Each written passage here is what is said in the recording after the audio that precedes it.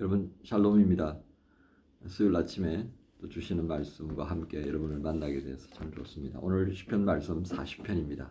40편 가운데서 저희는 1절부터 10절까지만 함께 말씀 봉독하십시다. 1절부터 10절까지입니다. 내가 여호와를 기다리고 기다렸더니 귀를 기울이사 나의 부르짖음을 들으셨도다. 나를 기가 막힐 웅덩이와 수렁에서 끌어올리시고 내 발을 반석 위에 두사 내 걸음을 견고하게 하셨도다. 새 노래 곧 우리 하나님께 올릴 찬송을 내 입에 두셨으니 많은 사람이 보고 두려워하여 여호와를 의지하리로다. 여호와를 의지하고 교만한 자와 거짓에 치우치는 자를 돌아보지 아니하는 자는 복이 있도다. 여호와 나의 하나님이여 주께서 행하신 기적이 많고 우리를 향하신 주의 생각도 많아 누구도 주와 견줄 수 없나이다. 내가 널리 알려 말하고자 하나 너무 많아 그 수를 셀 수도 없나이다. 주께서 내 귀를 통하여 내게 들려주시기를 제사와 예물을 기뻐하지 아니하시며 번제와 속죄제를 요구하지 아니하신다 하신지라. 그때 내가 말하기를 내가 왔나이다. 나를 가리켜 기록한 것이 두루마리 책에 있나이다. 나의 하나님이여 내가 주의 뜻 행하기를 즐기오니 주의 법이 나의 심중에 있나이다 하였나이다. 내가 많은 회중 가운데에서 의의 기쁜 소식을 전하였나이다. 여호와여 내가 내 입술을 닫지 아니할 줄을 주께서 아시나이다. 내가 주의 공의를 내 심중에 숨기지 아니하고 주의 성실과 구원을 선포하였으며 내가 주의 인자와 진리를 많은 회중 가운데서 감추지 아니하였나이다. 아멘. 오늘 말씀의 중심 구절은 1절입니다. 내가 여호와를 기다리고 기다렸더니 귀를 기울이사 나의 부르짖음을 들으셨도다. 오늘 시편 40편의 제목은 하나님만을 바라고 기다리면, 이런 제목으로 말씀을 함께 나눕니다. 하나님만을 바라고 기다리면. 오늘 말씀은 크게 세 문단으로 나눌 수 있는데요. 시편 40편 1절부터 4절까지는 여호와를 의지하는 자는 복이 있다, 그런 내용의 말씀이고요. 5절부터 10절까지는 그런 하나님을 바라는 다윗의 자신의 삶을 통하여서 하나님의 공의와 성실이라는 것을 증거하는 그런 열심 있는 모습을 보여줍니다. 그리고 11절부터 17절까지는 이처럼 하나님을 바라고 하나님을 기다리면서 하나님의 공의와 성실, 하나님의 참 아름다우신 것들을 증거하는 나 다윗에게 하나님 긍휼과 인자와 진리로 보호해 주십시오. 그런 내용으로 정리를 하고 있습니다. 여러분, 오늘 1절에 여호와를 기다리고 기다렸더니 이런 말씀이 있습니다. 여러분, 이 기다림에 대한 이야기를 우리가 한다면 이집트에 살던 이스라엘 백성들만큼 더 기다림에 긴 시간을 가진 민족도 없지 않겠나 싶습니다. 여러분, 아브라함에게 하나님께서 그 땅과 그 백성들에 대한 약속을 하신 이후에 이제 야곱이 이집트로 건너가게 되죠. 그 이집트는 이스라엘 백성들의 숫자를 또 크게 만들게 하시려던 하나님의 계획이었습니다. 그래서 벼를 심기 전에 이제 모판을 짭니다. 그죠? 벽실을 뿌려가지고 이제 싹을 틔우는 그 모판의 역할을 하기 위해서 이집트로 야곱의 70명의 가족을 이제 끌어가셨습니다. 그리고 난 다음에 요셉은 죽을 때 뭐라고 그럽니까? 내가 죽고 난 다음에 너희는 반드시 가나안으로 가게 될 텐데 그때 내 이 유고를 가져가라고 하는 유언을 남깁니다. 그 속에는 뭐예요? 아버지 야곱으로부터 들었던 그 하나님께서 약속하셨던 가나안으로 자신의 민족들을 이끌어 가실 거라고 하는 그 약속을 믿고 기다리고 그 기다림 속에서 그는 잠들었다는 얘기입니다. 그리고 그 유언을 그 기다림에다 그대로 담아서 자신의 후손들에게 당부하죠. 그렇게 해서 유골이 이집트를 떠나서 가나안으로 가기까지 얼마나 걸렸습니까? 430년입니다. 기가 막힌 긴 시간이다, 이렇게 할 수 있겠습니다. 자, 그런데 이 430년, 예수님께서 베드로에게 참아야 된다라고 하는 것을 말씀하실 때 용서는 70번씩 7번까지도 해야 된다. 그 말은 그냥 잊어버리고 용서는 계속 해야 된다 하는 것처럼 우리가 하나님을 향한 기다림, 그 약속의 말씀이 이루어지기까지 기다림도 그렇게 잊어버리면서도 기다리는 그런 아주 정말 얼마나 기다려야 될지 헤아릴 수조차 없는 그런 시간의 인내를 우리에게 말씀합니다. 자, 그런데 어떻게 합니까? 이스라엘 백성들의 삶의 그 모든 것을 하나님께서 보고 듣고 알고 계신다 하는 것을 출애굽은 우리에게 전가하지 않습니까? 바로 그 결과가 그들의 출애굽 사건으로 이루어졌다 하겠습니다. 그러므로 하나님을 기다린다고 하는 것이 도대체 뭘 의미하는지 여기서 보게 되는 거죠. 그러니까 오늘 시편 40편에 1절에서 다윗이 기다리고 기다렸더니 라고 하는 것이 뭘 의미하는지 여러분 좀 느낌이 오는지요. 정말 더 이상 못 참겠다 나 이거. 하나님 살아계시는지 안 살아계신 나 정말 이거 내가 판단을 못할 정도로 나는 공경에 빠졌는데 나 지금 이렇게 하나님이 응답 안 하시는 거 보니까 하나님이 없는 것 같아 라고 하는 그런 순간까지도 우리가 미루어 짐작할 수 있는 게 기다리고 기다렸더니 그랬습니다. 더 이상 견디기 어려웠던 그 순간에 어때요? 와, 하나님께서 이렇게 들어주셨다라고 하는 것을 다윗이 고백합니다. 여러분, 이 기다림이요 참 쉽지 않은데 이 기다림이 그래도 있다라고 하는 것은 우리의 삶을 계속해서 머물지 않고 앞으로 나아가게 만듭니다. 그래서 기다림은 우리에게 정말 소중한 삶의 동력이다 이렇게 말할 수 있겠습니다. 제가 이제 태어나서 자라던 때가 이제 70년대였어요. 70년, 80년. 그때 이제 뭐 초등학교도 다니고 중고등학교, 대학을 다니고 이렇게 했는데요. 제가 중고등학교 다니던 그 시절에 좀 더 거슬러 가야 되겠는데 초등학교 시절, 중학교 시절 뭐 이렇게 봐야 되겠습니다.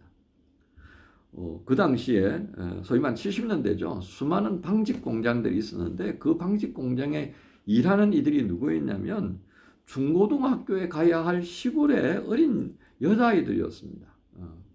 그러니까 저보다 조금 더 나이 든 제 누나뻘 정도 되는 그런 거였죠. 제 누나가 저보다 나이가 4살이나 많았으니까요. 그러니까 저희 누나가 중학교 가고 할 때 그 또래의 누나들은 방직 공장에 가서요. 낮에는 일을 하고 밤에 야간 학교를 갔던 겁니다. 참 정말 힘들었죠. 제가 고등학교 다닐 때도 저희 그 분이엘 고등학교에 2부가 있었어요. 그 2부는 여고였는데 분이엘 여고 그래가지고 야간 학교가 있었습니다. 거기에 오는 이들이 거의 다 직장 생활을 하거나 하는 누이들이었어요. 저보다 다 한두 살 위였죠. 자, 그들이 그렇게 주경야독을 했던 이유는 무엇이겠습니까? 졸업장이라고. 나 배우고 싶다라고 하는 그 열정. 그러면서 그 3년 또는 4년을 기다리면서 공부를 하고 돈을 벌면서 그 돈은 또 어떻게 합니까? 시골에 계시는 부모 형제들 그 뒷바라지 하는데 다 쏟아붓는 거예요. 그런데 그들에게 주어진 이 졸업장을 기다리고요. 그리고 부모 형제들이 어쨌든 동생들은 공부를 하고 부모님들이 어쨌든 살아갈 수 있는 뭔가 도움을 좀 주면 좋은 날이 오겠지라고 하는 그 기다림이 그 어린 여공들의 마음을 가득 채웠던 겁니다. 그 기다림의 시간들. 그래서 한 번씩 이제 그 신문에 그런 야간 학교의 졸업식 사진이 실려요. 어떤 정말 아름다운 사연을 실으면서 이제 그렇게 사람들을 감동 주는 거죠. 그 이면에 또 얼마나 어려운 부분들이 많은지 다 이루 말할 수 없습니다. 그런데 그걸 견뎌낼 수 있었던 것은 바로 그런 기다리는 무언가가 있었다는 얘기입니다. 그러니까 그 기다림 때문에 이 어린 여공들은 몸이 아파도 일하러 나가고 몸이 아파도 공부하러 가는 그런 삶을 살았던 거죠. 그러니까 정말 그냥 단순한 기다림이 아니라 처절한 자신의 삶과의 투쟁이었다. 이렇게 말할 수 있겠습니다. 그렇다면 오늘 여러분 우리가 시편 40편을 읽으면서 이 시편 40편을 통해서 하나님 우리에게 뭘 말씀하시려고 하시는 것 같아요? 기다림은 도대체 무엇인가를 생각해 주고요. 그 기다림이 하나님의 도우심을 기다리는 그 자리에서 결코 피하지 말라라고 하는 것, 벗어나지 말라라고 하는 것을 다윗이 우리에게 증거합니다. 기다리고 기다렸더니 그 기다리고 기다렸던 다윗이 하나님의 뭘 경험해요? 도우심을 경험했다는 겁니다. 우리가 지금 뭘 기다리고 있는지 곰곰이 생각해 볼 필요가 있지 않겠습니까? 여러분 뭘 기다리죠? 이것도 해야 되고 저것도 해야 되는데요. 그 다음에 물음표가 있잖아요. 내가 이걸 정말 감당해내기가 정말 쉽지 않습니다. 졸업도 해야 되겠고요. 졸업 후에는 끝납니까? 취업도 해야 되겠고요. 그 모든 것들이 이루어질 때까지 뭐가 필요하다는 얘기가 사실은 도움입니다. 도움. 근데 그 도움이 어디로 향하고 있어요? 사람이 아닌가요? 사람. 여러분, 우리는 이번 주일날 부활주일을 지냈습니다. 부활주일이 왜 우리에게 소중합니까? 하나님은 당신의 몸을 내어주시면서까지 우리를 사랑한다는 거 아닙니까? 그리고 우리는 그 사랑 안에 있고 그 사랑은 지금도 계속되고 있다는 것을 증거하는 것이 부활주일의 말씀이었습니다. 그렇다면 우리를 사랑하시고 우리를 사랑하시기에 모든 것을 아끼지 않고 주셨던 그 그리스도의 은혜가 우리에게 무엇이라는 얘기입니까? 도움의 증거입니다. 이렇게 나는 너희를 도왔고 도울 것이고 앞으로도 너희에게 이렇게 할 것이다 라고 하는 약속이죠. 그러니까 다른 거 보지 말라는 얘기죠. 세상의 풍조를 따라가지도 말고 우리의 눈을 휘둥거리게 만드는 그 이상한 것들을 쫓아가지도 말고 우리의 마음과 생각을 뒤흔드는 그런 것에 휩쓸리지 말라는 얘기가 되겠습니다. 오늘 그러므로 부활의 기쁨과 감사 안에 거하는 성도들이라면 우리는 뭘 기다려야 되겠습니까? 주님의 도우심입니다. 다윗은 그렇게 말하죠. 기가 막힐 웅덩이와 기가 막힐 웅덩이 같은 그 세상에서 건지시는 주님을 증거합니다. 많은 사람들이 보고 들으며 살아계신 하나님이 분명히 계신다는 것을 말하고 싶어 했던 다윗입니다. 오늘 이 마음, 우리가 뭘 가지고 사람들에게 하나님이 살아계신다는 걸 증거하겠습니까?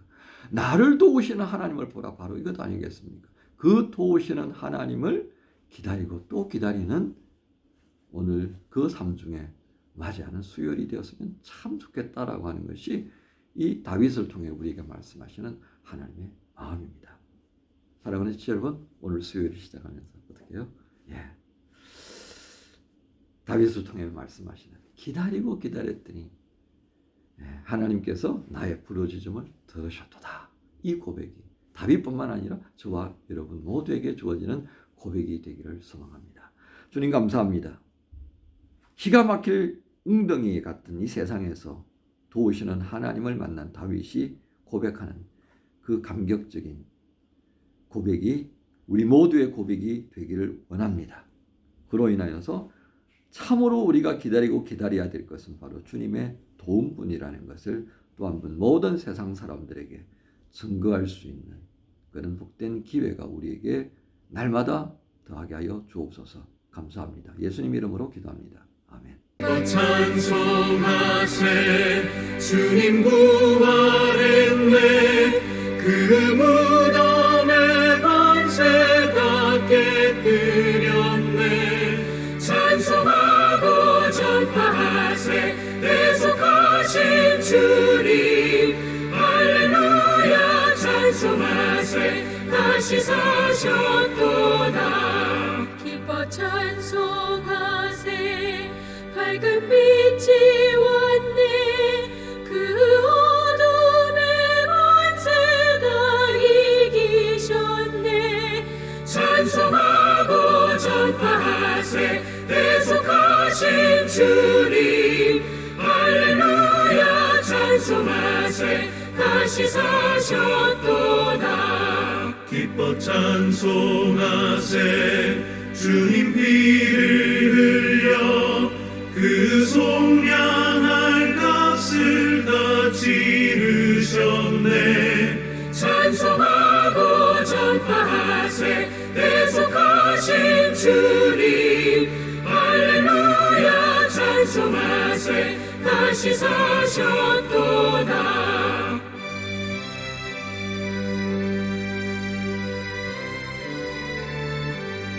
기뻐 찬송하세 죄를 사했으니 그 속죄하는 내가 찬송하세 찬송하고 전파하세 대속하신 주님 할렐루야 찬송하세 다시 사셨도다